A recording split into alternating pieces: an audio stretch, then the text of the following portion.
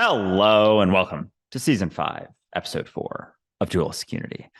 I am getting a little smacking from reality today. On Raw yesterday, I was going through it a bit, and today I'll get into it probably at some point later in the episode. But sometimes things have to happen for you to recognize what's real and what's not. And I think sometimes those things aren't always comfortable, and oftentimes it can't be something comfortable to shake you. To be shaken, it actually has to be uncomfortable, be it painful, be it traumatic, be it whatever that falls into. But the discomfort and extreme discomfort is oftentimes what gives you the opportunity to open up your eyes a little bit more and see what's real.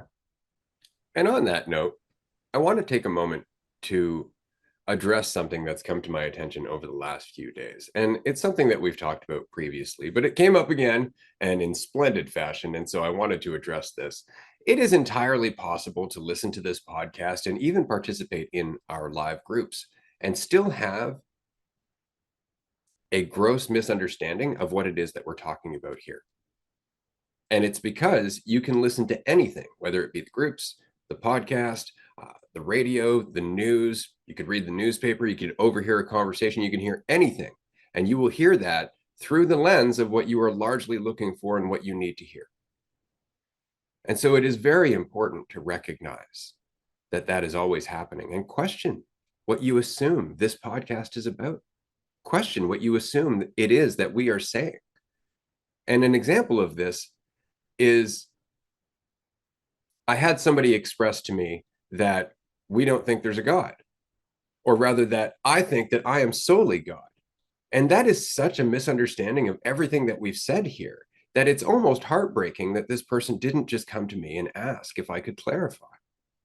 Rather, they ran from the community, vilified the community, categorized the community as New Age, and now stand firmly opposed to listening to anything that's said from the community.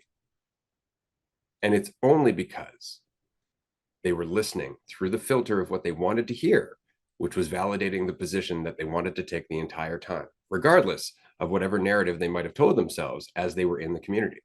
They were still looking for something, and so they got something that wasn't necessarily the all and everything of what this could be. So just keep that in mind. Question yourself. Question what you think this is. Question what you think the groups are about. Question what you think Andrew and I are doing this for. Question all of it.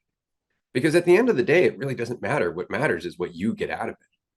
What matters is your intention here and whether or not you want to grow. Because if you do, then you will find more and more ways to do so, regardless of what is said. Exactly.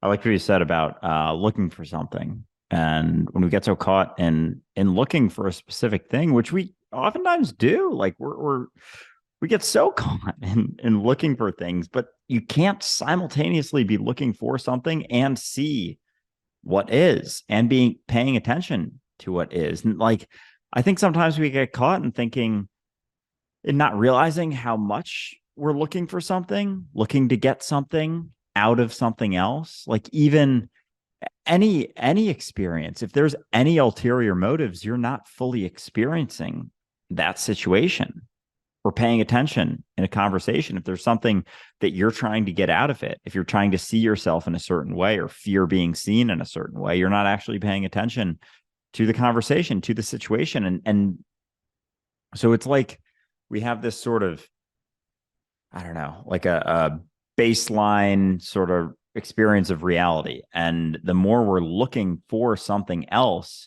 just pulls us away from that experience of reality. Like it takes our attention out of the 100% attention we have available to us to pay attention. And I don't know if even when we feel like we're really paying attention, I don't even know if we come close to that 100% attention very often. And I think a lot of people are paying like 3% out of that 100% of attention because there's so many reasons for doing the thing. There's so many concerns about the thing, what it means about you, where you think you're going, what you think you're going to get out of it, what you're trying to get out of it. And so all of those things cut down that attention. And then, so if you're looking for something, you're paying less than half of the attention to it, there's no way you get out of it what's actually being said. So of course there's going to be a distorted point of view, because you're not even, it's like you're physically, literally not hearing what is being said. Like it is being translated to another sort of experience as it comes out of someone's mouth into your ears, because you're maintaining an idea of what you want to get out of it. It's not that the words being said by the person are any different. Obviously, it's the same words coming out to everyone, but we can actually hear different things based on ideas that we're maintaining, because that communication, we've said it many times, is a two-way street. And in order to hear someone fully, you have to let go of all the things that you're looking to get out of it, the concerns you have going into it, because every single one that you have is going to distort what's being said. It's going to distort the experience. It's going to take your attention away from what is. And there's always going to be consequences to that lack of attention. It's like crossing the street while you're looking at your phone. If it's a busy street, you're going to get fucking hit by a car. Like, and that's the same with reality. When we're not paying attention fully, it's like walking into that street, not looking, and sometimes getting hit by a car, or at least getting a scare as a car honks as they go by. See, now that's interesting, because we are still, to some degree, looking for something in terms of looking for growth. It's just that it's not the same as looking for something to stand on in terms of being valuable or right or correct. And what I mean is that there is an experience that we're trying to describe when we talk about growth.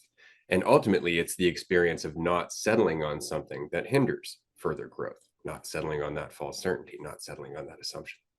And so looking for growth is the process of surrendering false certainty.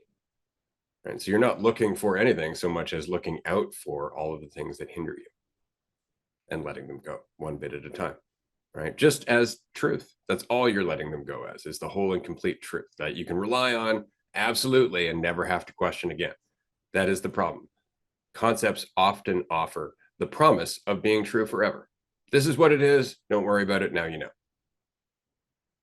But that's where you stop learning. That's where you stop looking further. That's when you stop opening yourself up to further considerations.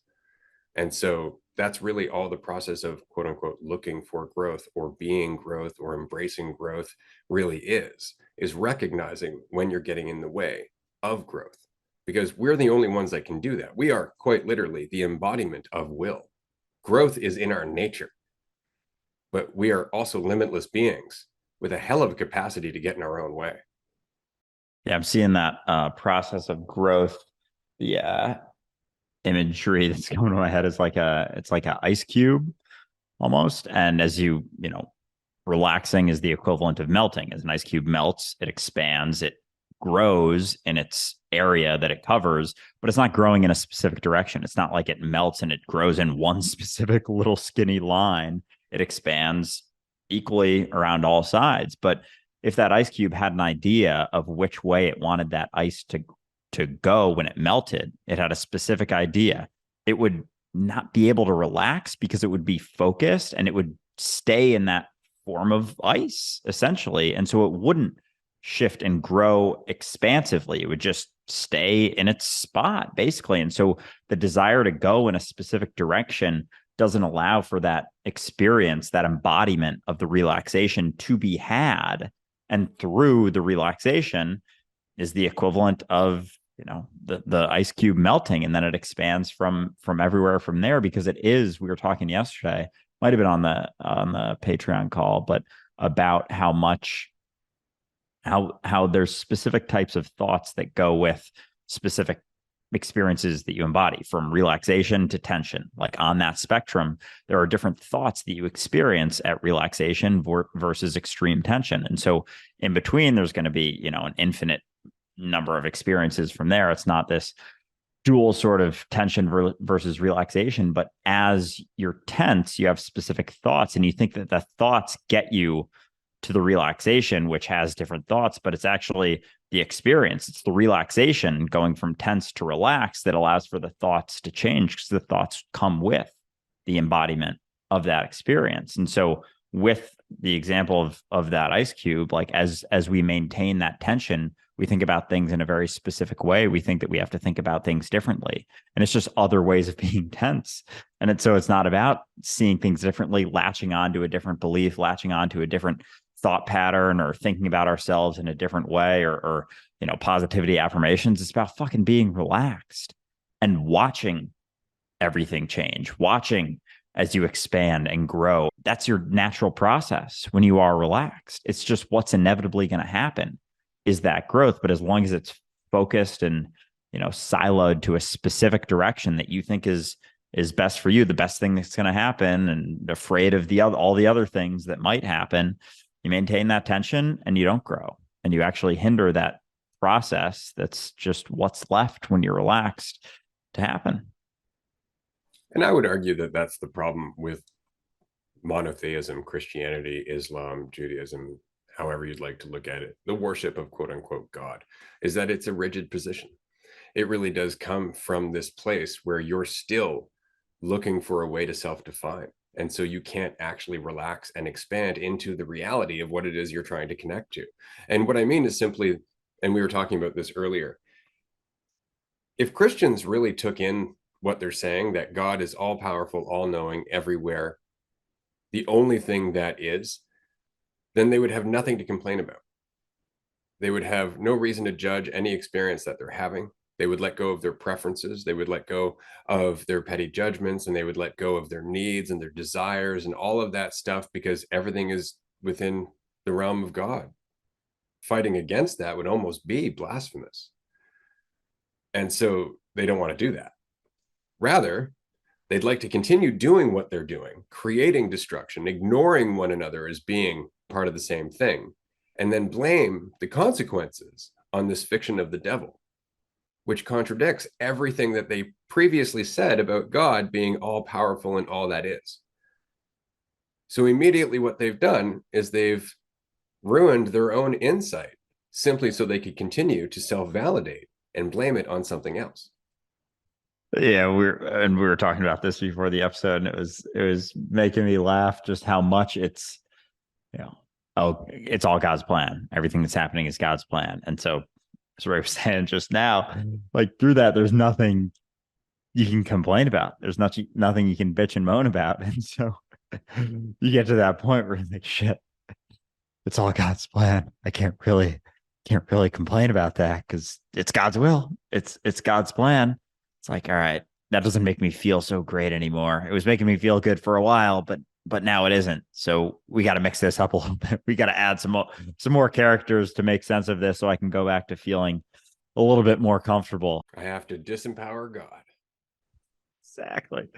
So in comes the devil, and then it's like, okay, yeah, that's why, because the devil's in control. And it's like, okay, so God isn't everywhere, all powerful, all knowing, omnipotent, omniscient, and all that stuff. Because it's like, okay, so he can be everywhere except for within Hell's Gates, but he can't go say what's up to Satan and try and talk him down from it. Like it really is.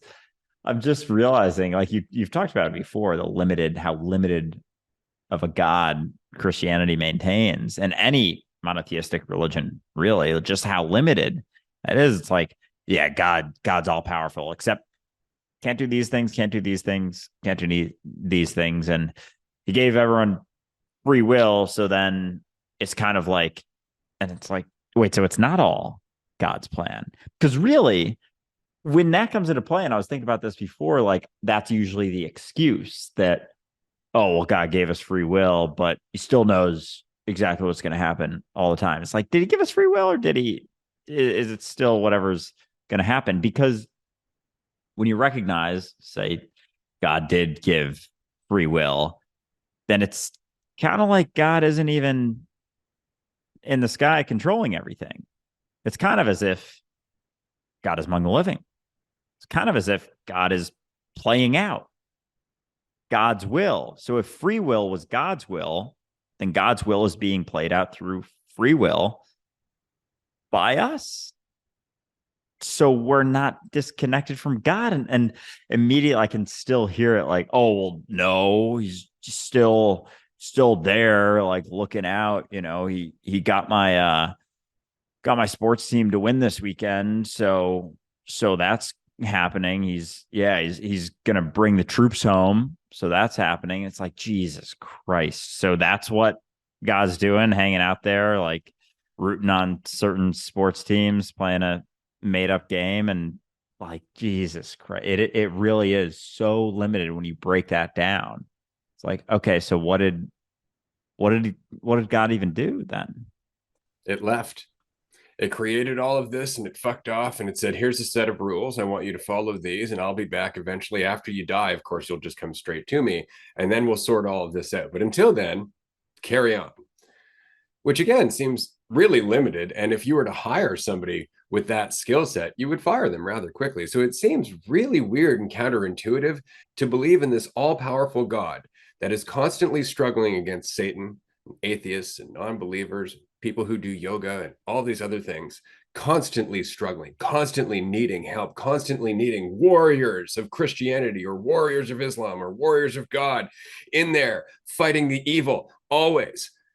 That seems like a terrible track record. Why the fuck would you trust your soul to this thing? Like, I'm just not sold. It seems like a pretty shitty deity at the end of the day. And it's just because, again, believers' imaginations are very limited more often than not because they believe out of fear, which means that they don't actually take the time to explore. They don't actually take the time to look around. They're too busy trying to settle on something that makes the fear go away.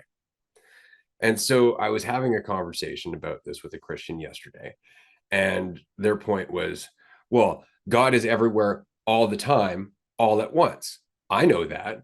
I said, okay, but that means God is also everyone all the time, all at once.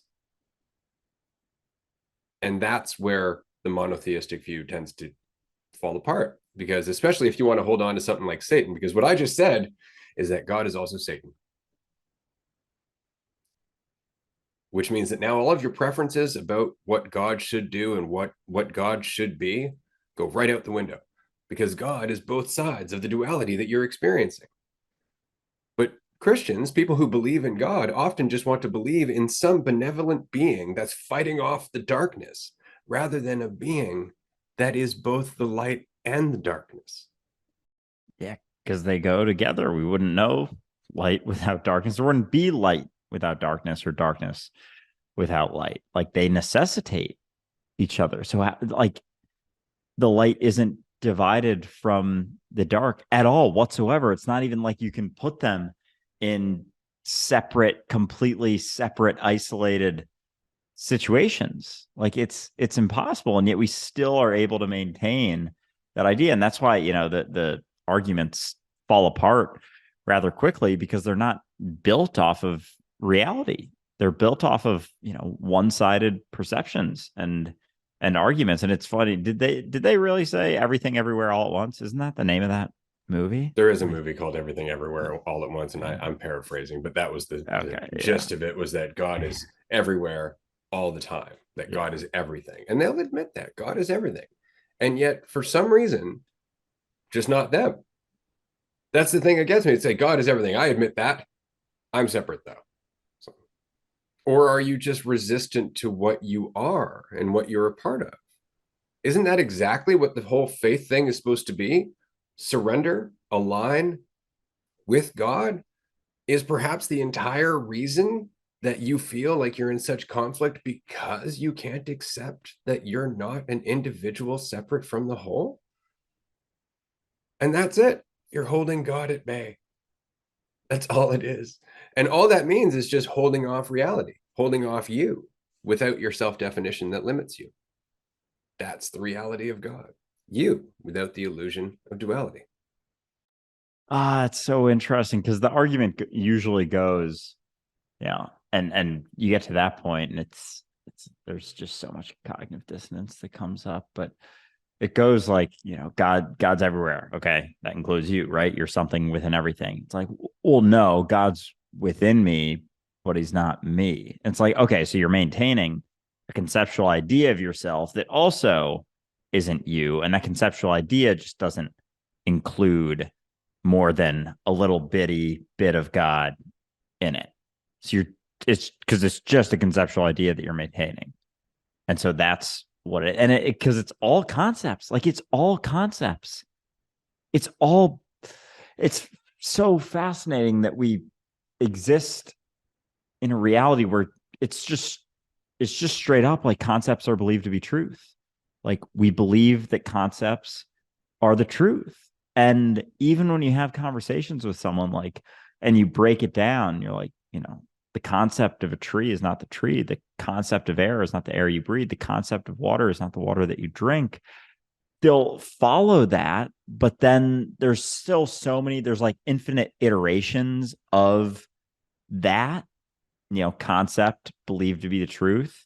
There's so many iterations that until you come back to the recognition that all concepts aren't truth, no concepts are the truth, you're going to at least believe some of them are, because there's so many. It's like you can recognize the quote unquote simpler ones not to be the concept, not being the truth of what it is, the air, the water, the tree, all those examples. But as they get more and more complex, it's harder and harder to not maintain a conceptual idea of it, because there's so much, like so many components to it, that there's going to be an opinion. And I'm not even just talking about humans. I'm talking about just more complex situations, like a war or something. Like obviously war fucking sucks, but in terms of, people fall on one side or the other, like, oh, which side deserves it, which side doesn't. It's like there's so much complexity to every situation, and everything that led up to it, everything after the fact,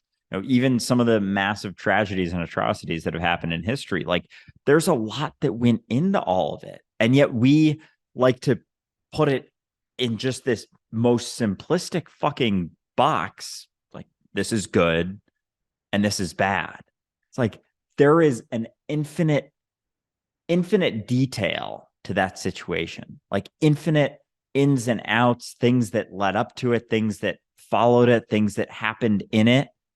To just say like that's good and that's bad is fucking lunacy. Like it's absolutely absurd.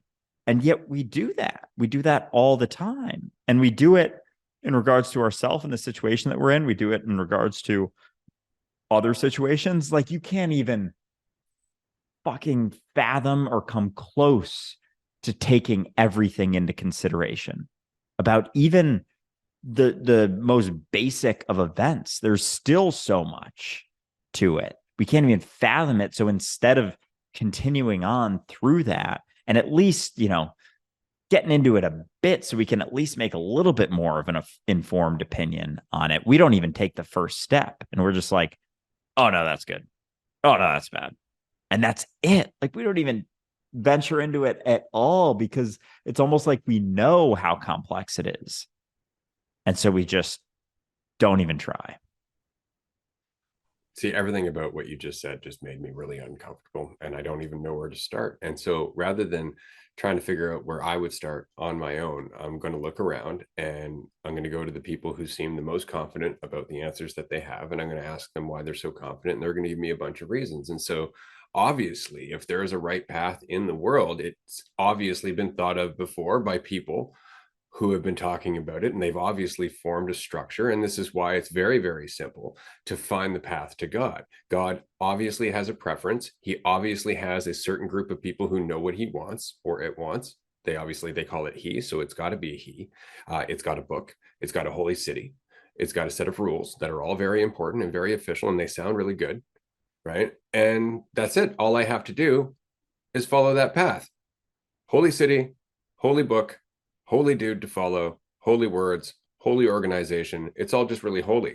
Now I don't have to think about anything, because look how fucking holy that is. Who am I to question this holiness? That sounds blasphemous.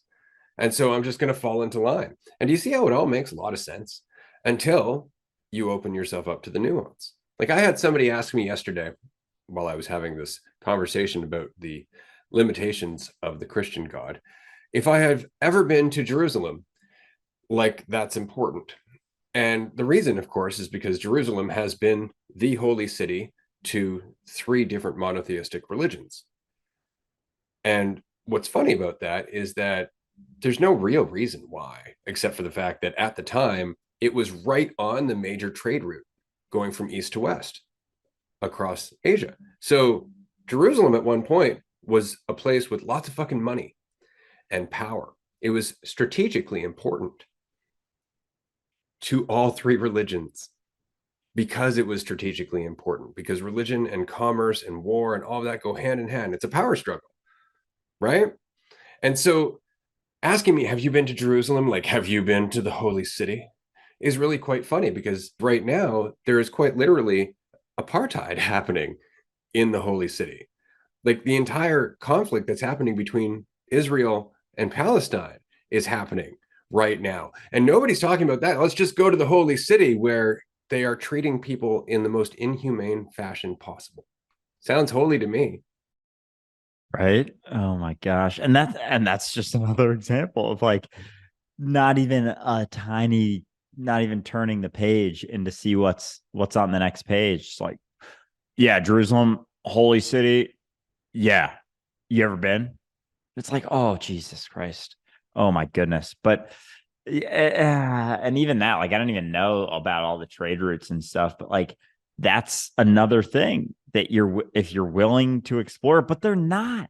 Like they're not willing to explore it. They're not even willing to look into they're not even willing to read the second sentence, theoretically, in a book. Like they're not even willing to go into it at all. And that's why they push like, don't ask questions. Questioning is like punished essentially. Like you go to Sunday school, you ask too many questions, you're getting kicked out.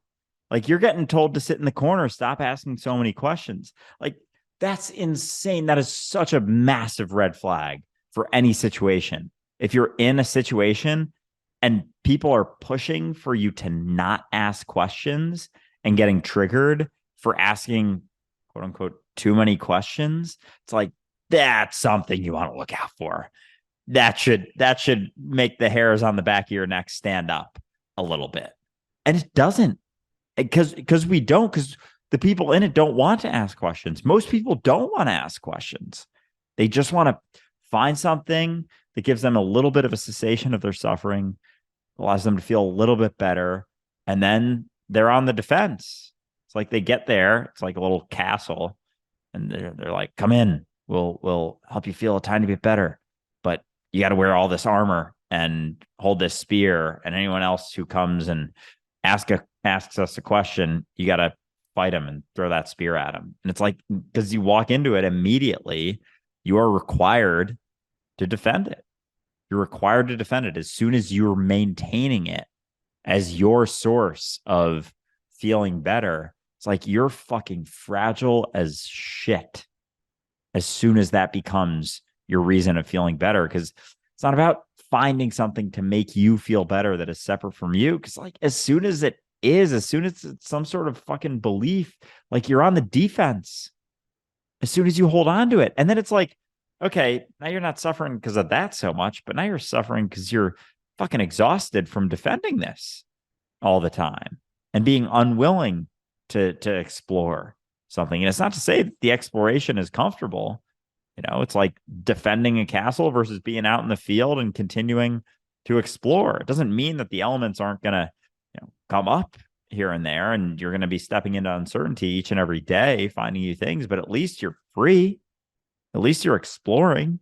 At least you're not contained to this little spot that's always cowering in fear because they don't know when the next attack is going to happen.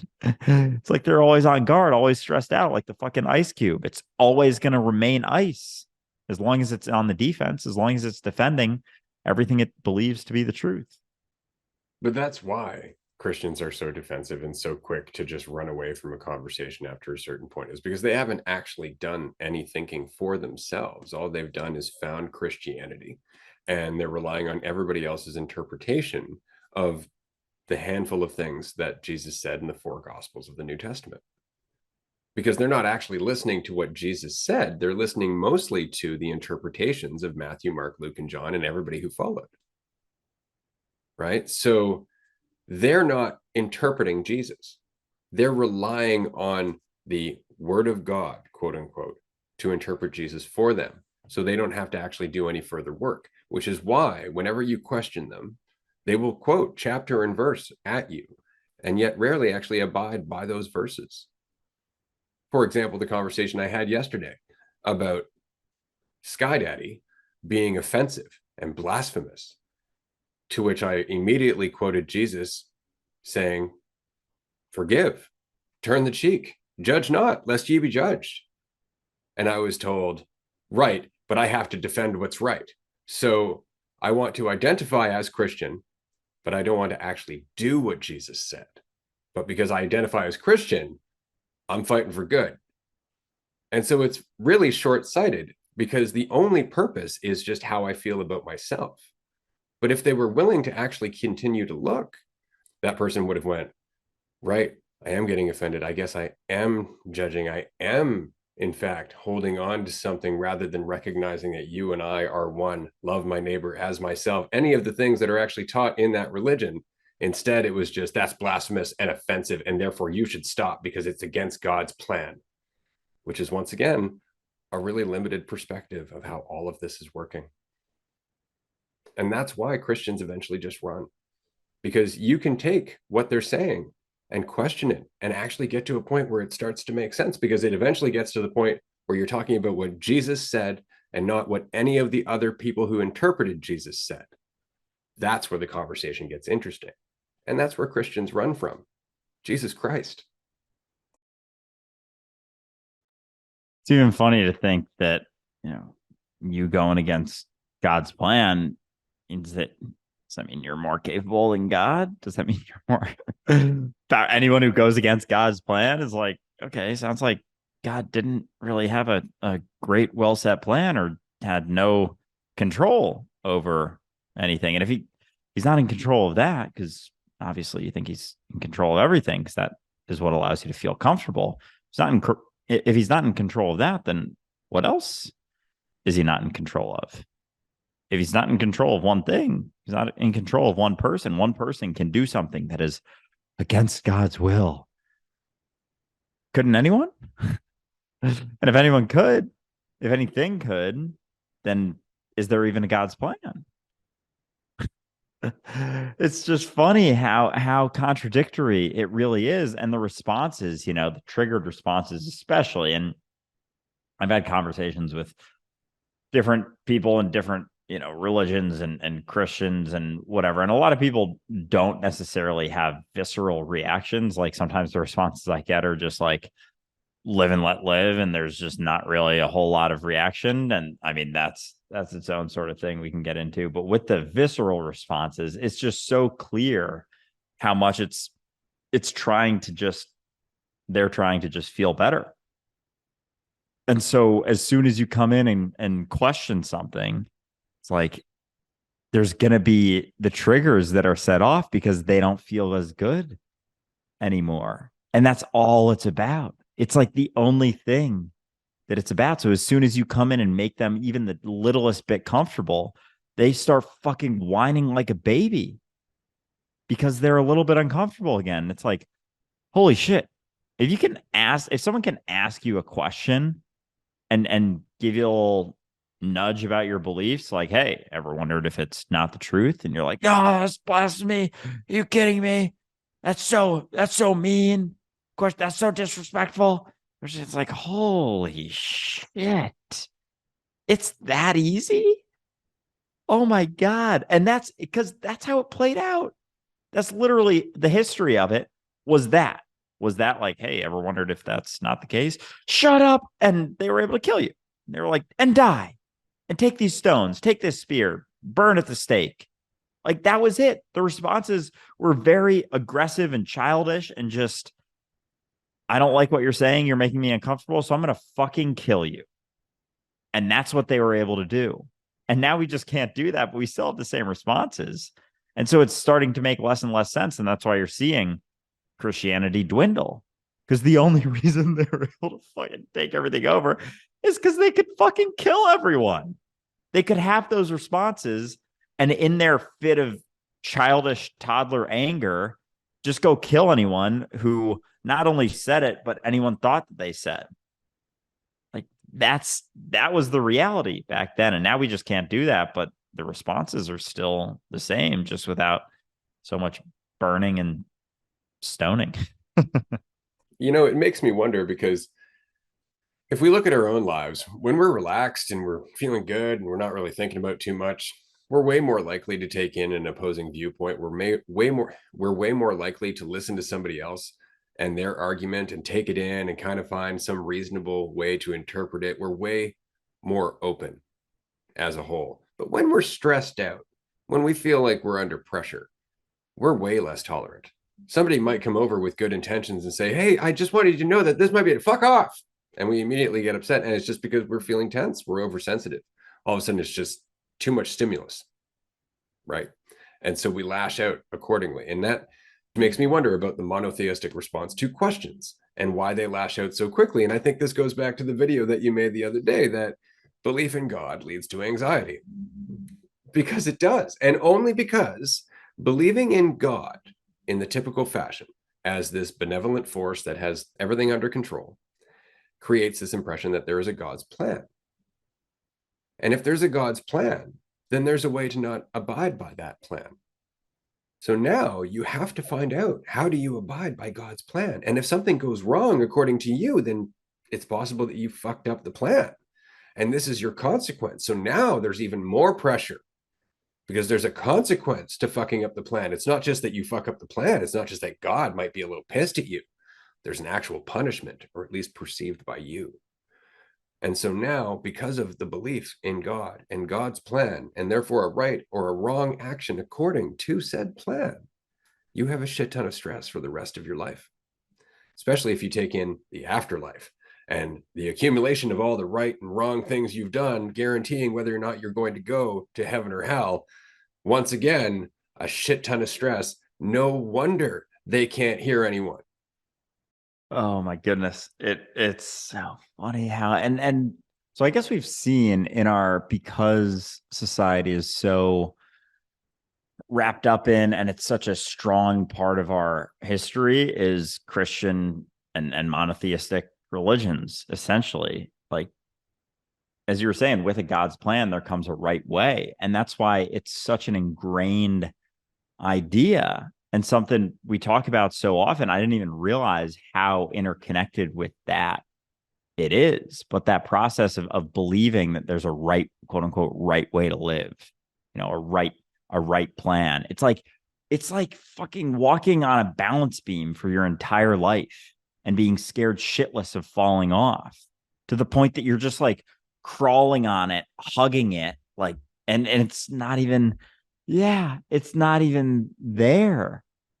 Like, you're just so afraid of falling off that you don't ever try and take a step off and see that, oh, I can just hop off this and walk around. But that idea that there is a God and God has a plan, and whether or not you follow it determines where you end up. Like, there's so much fucking weight and pressure. And so it makes sense why that mentality of thinking there's a right way to live has been so ingrained. Like, it is usually a realization people have in their 20s.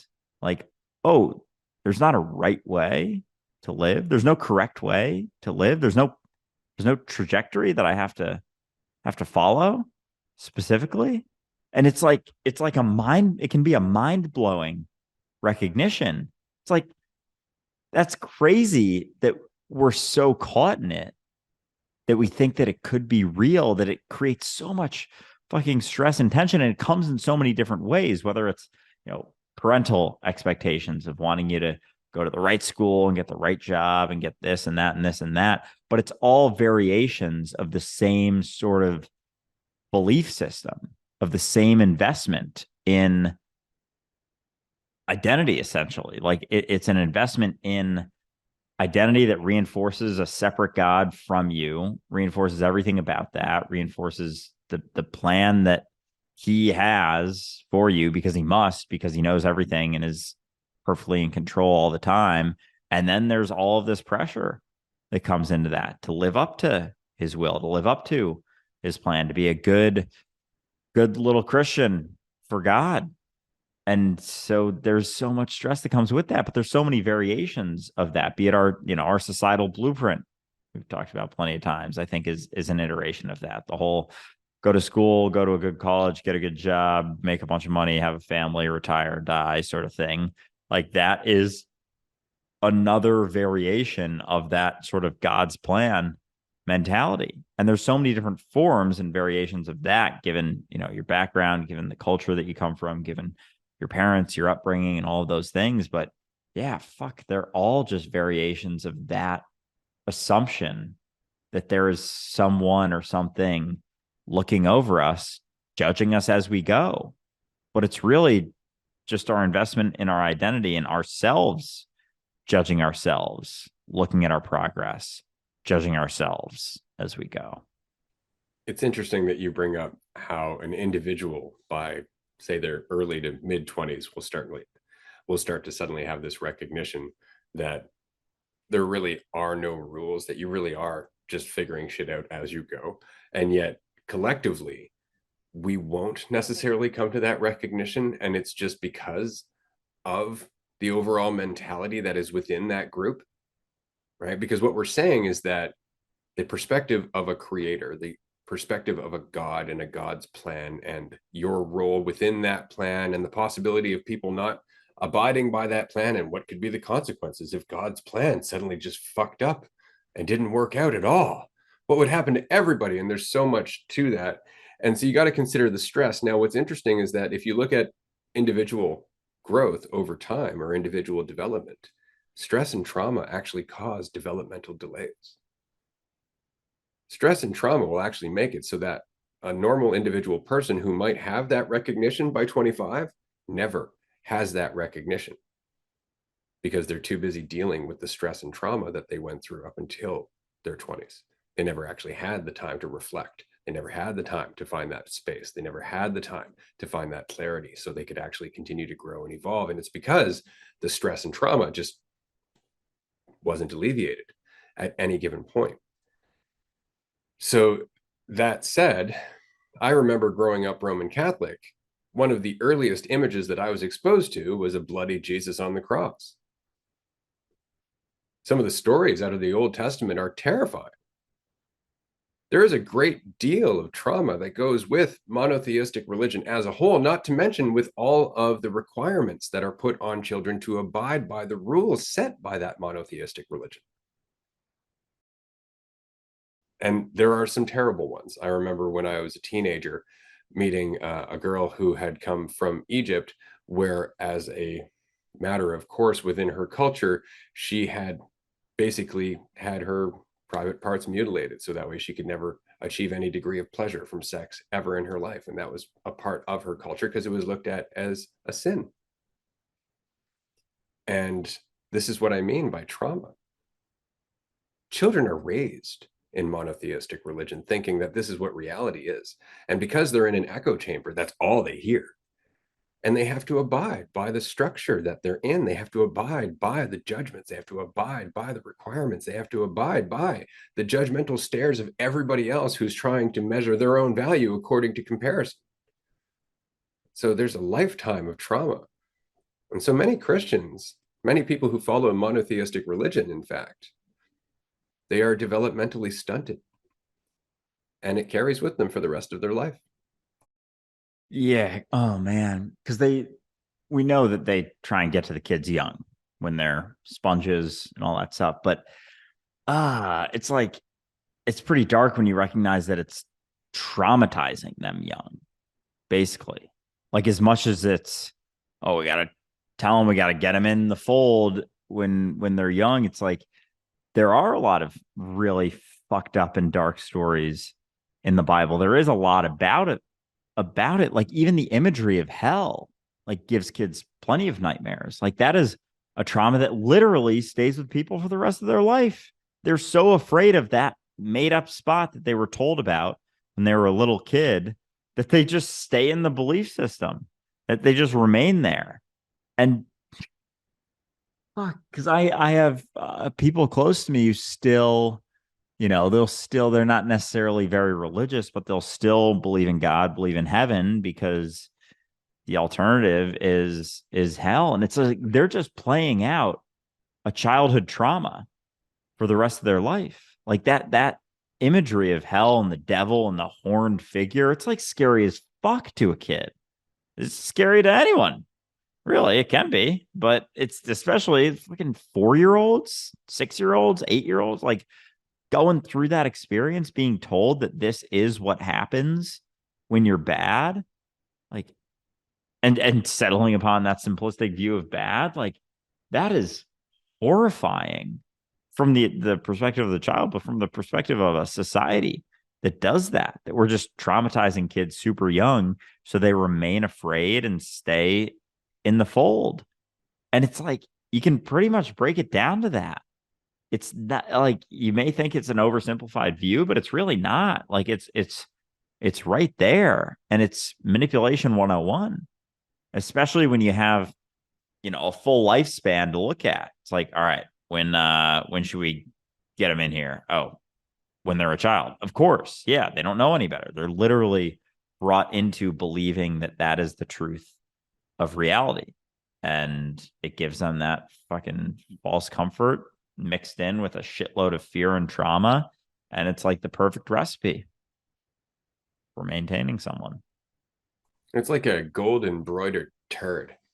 That's the problem, is that it's so very difficult to look at the horror of what it is because it's so shiny, because it's so holy and held in such high regard that when we look at it, we don't necessarily see what it's actually doing. But it's important that we do look at it. It's important that we stop and look beyond the frills, beyond just the casing. And I'll give you a good example. When I was a kid, I was very young.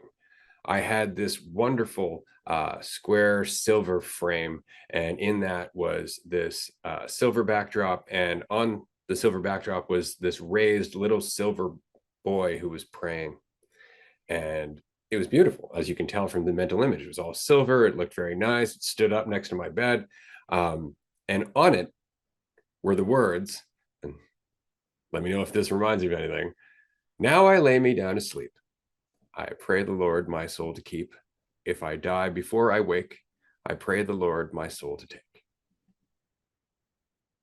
I was a kid. What kind of images do you think that plays? Where else would my soul go? If I die before I wake, wait a minute. If I don't pray to God, my soul could get taken by someone else. Who else?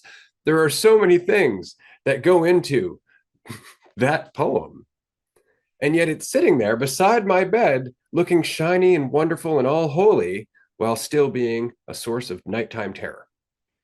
Because it is like that's literally the imagery, that golden braided turd. Like that's insane. But like people will read something like that and they'll just say it without even taking a peek or any attention to what it means and why the fuck it's on a child's frame.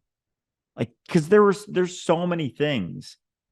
I remember growing up, like I raised Catholic, was in a super fucking conservative Catholic, like fifth grade through ninth grade. So like 10 to 14. And there were so many things we learned, so many prayers, so many that was just like we had to memorize it. And that was it. There was no exploration into what it meant. There was no dissecting, the words. What does this mean? What does this mean? What does this mean? Because they don't want to know. They don't really want to look into it. They just want to do their shit and get a free ride to heaven.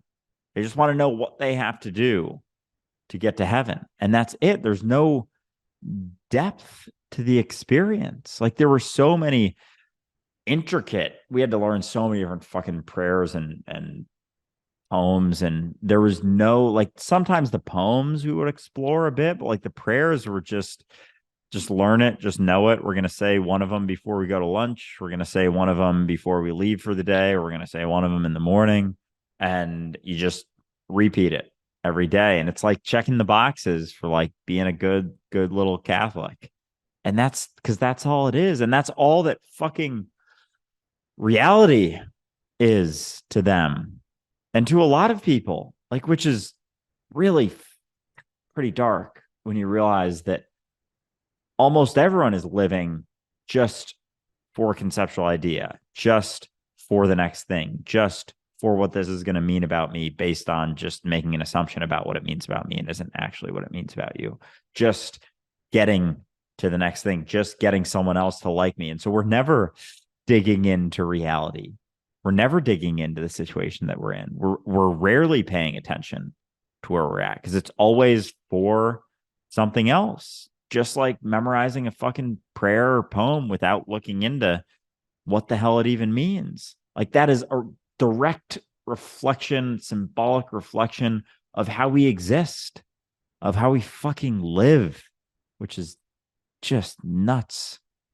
But it's everywhere, admittedly. Like even some of our children's nursery rhymes that we grew up with, and they weren't necessarily religious, but they just kind of seeped into the culture without us recognizing it. Like Ring Around the Rosie is a reference to the plague, right? Because you would be able to tell the plague by the rose-shaped sores with a ring around it, a pocket full of posies. They believed that that posies would hold off the plague, right? And then husha, husha, we all fall down, which is really dark ending to what is otherwise celebrated as a happy song by children, right? But the fact is that in Christianity, there are just numerous stories and numerous lessons that say if you don't abide by God's will, there is some punishment. There is some consequence to you not doing so. And so there is always that stress that goes with it at the end of the day. And what's a shame is that when you talk to a Christian or you talk to somebody who is monotheistic, a believer, and you ask them, well, do you have faith? They'll say, yeah, absolutely, I have faith. And you say, well, faith in what? Well, faith in God's plan. It's like, so you understand that God's plan is happening regardless of what we do? Well, no. Well, then how do you have faith in God's plan? It sounds like God really needs you to be in here pulling the strings. It sounds like you're super important in this whole process. That's what it sounds like. And that's ultimately it, because the alternative to having faith in quote unquote God's plan, which is ultimately about me and my role and how I'm a good person because I'm abiding by God's plan and all that, is to let all of that go and actually just be here in the moment, facing reality without any of the false certainty, without any of that posturing that allows me to judge other people as somehow being less, without that false suit of armor to protect me from everybody that I perceive as separate. I would eventually come to the recognition that I'm not. But that's what religion is. It's a false suit of armor that protects us from God. So without that God's plan, or even recognizing exactly what that God's plan means when it gets pointed out, like if you take that even just a step further, like, oh, everything is God's plan. It's like, okay, so you don't have to think about what you're doing. You can just continue to act and know that God's plan is playing out. And yet there's that idea that it's all God's plan. And yet there's still the maintenance of, oh, am I doing this right? Am I doing this wrong? And it's all like personal perception of the situation. So it's funny how they maintain that idea of God's plan while simultaneously questioning every fucking thing that they do, everything they say, everything they go through, feeling insecure about things, feeling afraid of certain things, feeling all this stuff, questioning their feelings, feeling like they shouldn't be feeling a certain way. It's like God's plan, motherfucker. Like, where did that leave the chat? When did God's plan and everything that you do being God's plan leave the situation? It's like, oh, as soon as you start feeling uncomfortable about something, holy fucking shit. Oh, so you're just maintaining this to feel more comfortable. And it always comes back to that. Because it's like, okay, it's all God's plan. I'm feeling a little bit uncomfortable. I can't step. I got to figure something else. I got to pray to God. I got to talk to God now because I'm feeling uncomfortable. It's like, what the fuck happened to God's plan? I thought that was what was being played out. And so you dig into that enough. It's like, okay, so I don't have to think. But then you stop thinking and then you stop believing because you can't simultaneously not think and believe. You need thought in order to believe. So it kind of upends itself once you start to really sink into what it is. Because without thinking about the situation that's happening, judging yourself, judging all the other fuckers that you judge all the time because they're they're clearly not following God's plan. It's like, wow, they sound pretty powerful. As you dig into that, like you realize that you don't have to maintain the thoughts and the judgments. And then as you stop thinking and judging, you start to feel more free, but you're not maintaining the story, the idea of God, and all the things that are happening anymore. So you run from that and you're caught between a rock and a hard place because it's either all God's plan or you don't have to think. And you can't really have both. It can't be God's plan and you thinking and judging the situation. Because if you're thinking and judging it, you're doubting the fact that you believe that it's God's plan. So you can't do both. And so it's a little, and then that gets uncomfortable, and then you just start getting angry, and then the cognitive dissonance kicks in, and then you're just like, just no, you're wrong. And then you settle on that, and that's your new spot that you sit in. It's like you can't have both, but we don't really think logically about it very often. No, because we're really caught up in the story, right? Like when you really take into account everything that goes into the narrative of monotheism, it's really quite impressive and all encompassing. You can really see how people get kind of caught up in the fandom, as it were, because really it's just like being super absorbed in Harry Potter or anything else. This is why when people start quoting chapter and verse, I usually say something like, yeah, but you should have saw what Gandalf did with the Balrog. Like, and it's just because it's just as relevant, right? But they will talk about like how God is all powerful everywhere, all at once, so on and so forth. But then there's the devil. And then God's got angels because the devil's got demons, and the angels and the demons they're fighting one another. And then there's people on earth who are aligned with the devil and the demons, and they got to fight against the people on earth who are aligned with God. And there's this giant fucking battle that's happening all the time. And when you're like, well, okay, but isn't this all God's plan? Like, I thought this was God's plan. And then they're like, well, yeah, but don't worry because Jesus is coming back. And it's like, oh, okay. So this is all supposed to be this fucked up until God plays his Hail Mary, forgive the pun, as it were, and brings in Jesus to wrap it all up at the end. Is anything going to threaten that? Well, yeah, the devil. It's like, okay, so it's not a guarantee. So even God's last playing card may not necessarily work. This does not seem like an all-powerful God, but it's a hell of a story. It's a hell of a story. And that's ultimately why people go to school, and I struggle not to laugh at this, for metaphysical studies. That's correct. They get a certificate or a diploma in studying the unseen. Holy shit.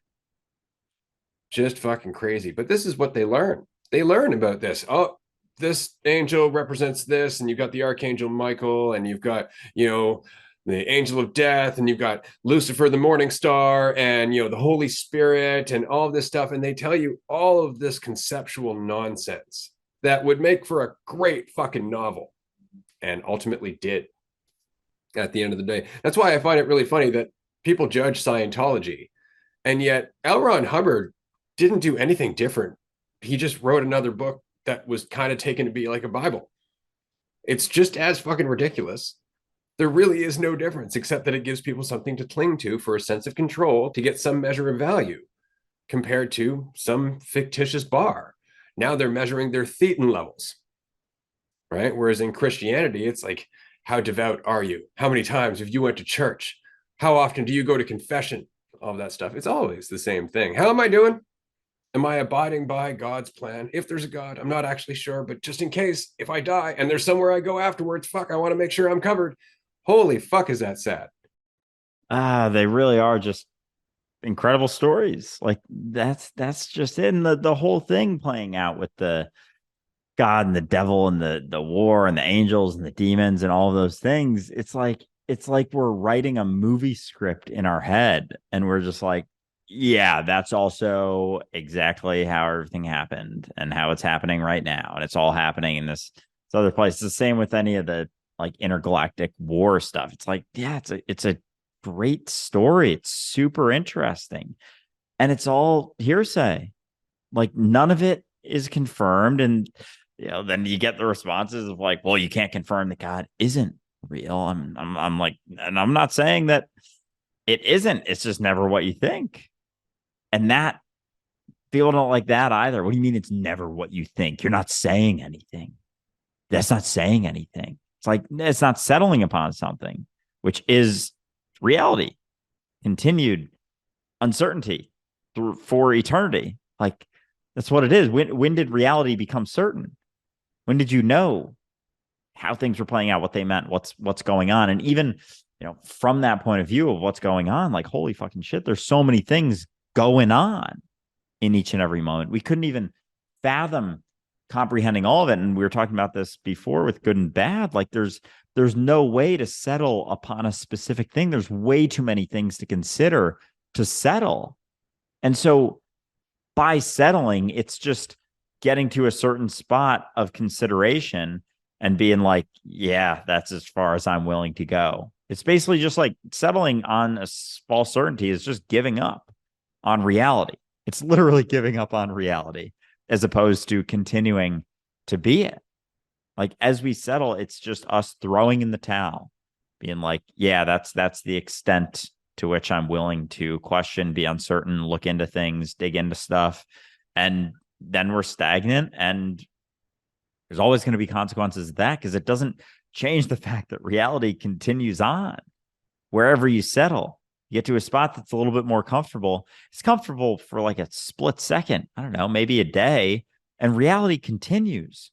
Reality continues to be uncertain, and it's going to show you exactly what you're not paying attention to based on what you're holding on to. Because as your attention is on that, on being a believer, on the story you tell yourself, on there being a judgmental God, on the measurement of your progress, you're not paying attention to what is.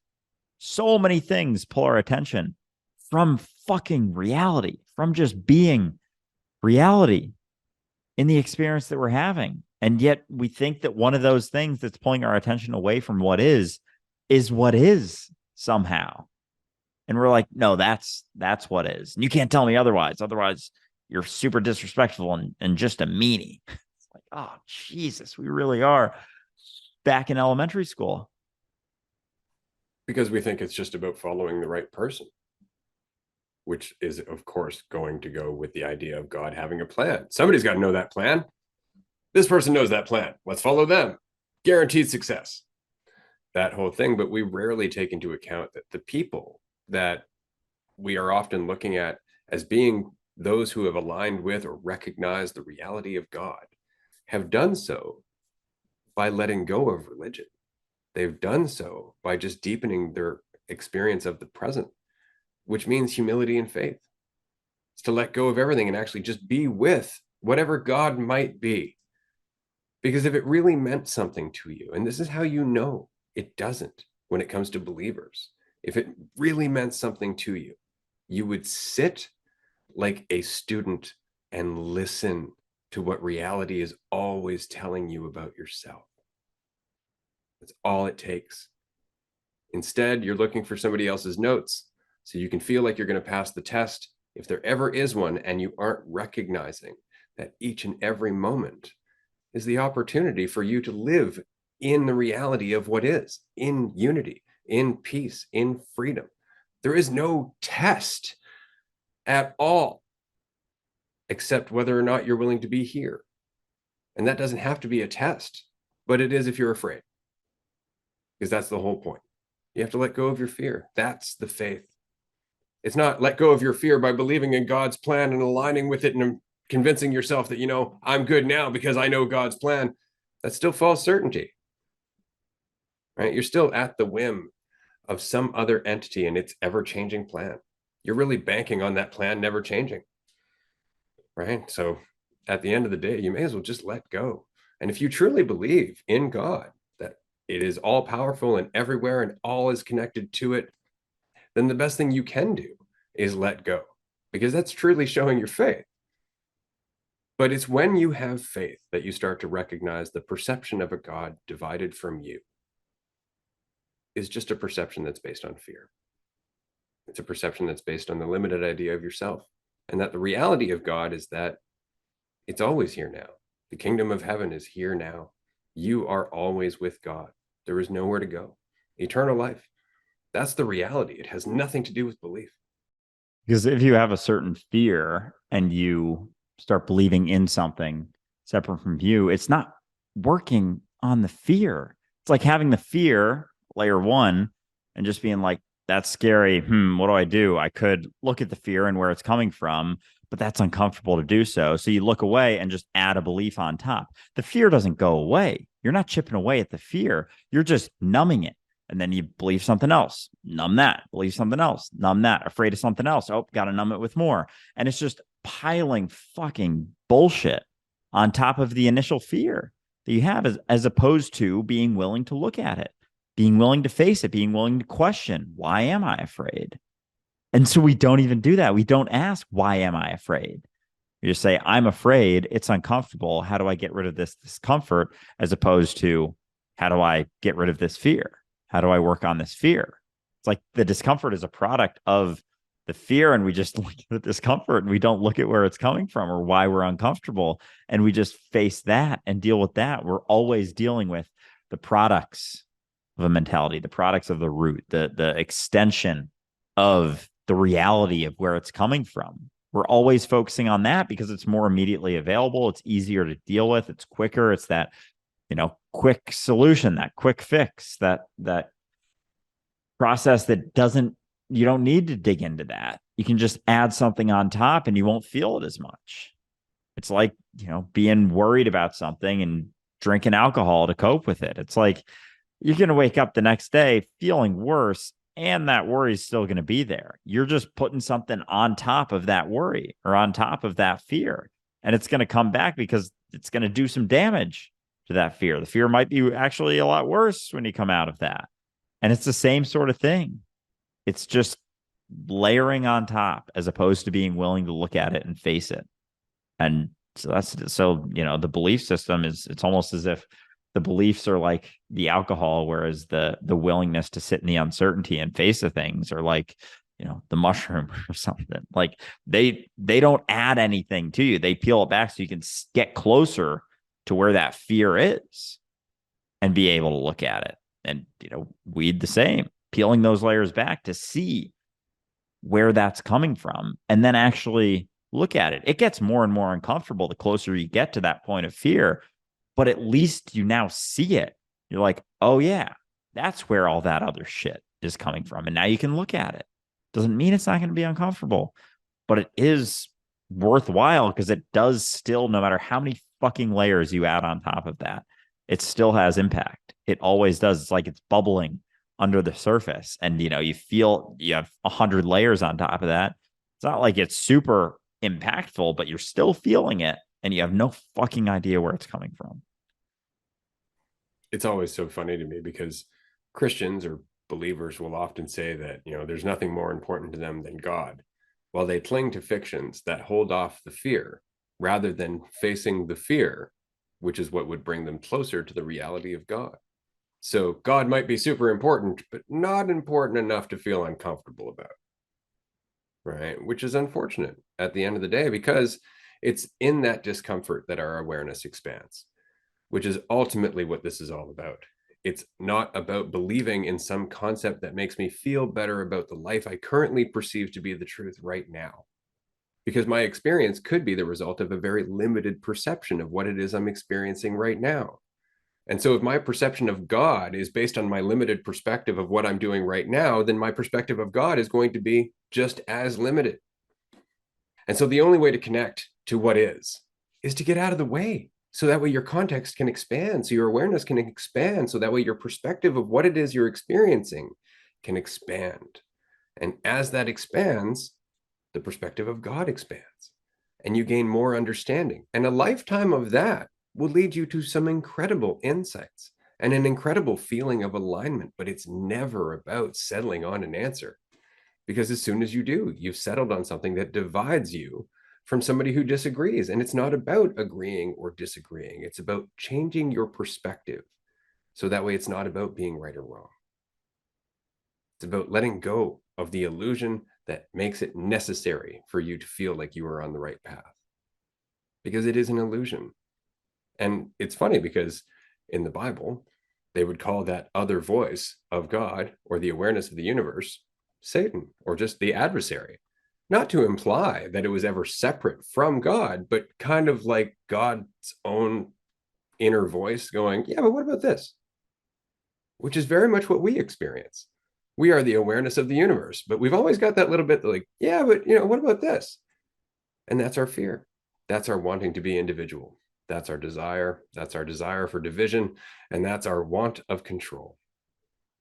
We all have it. It's just about understanding where it comes from, why it's there, and the consequence of listening to it too often.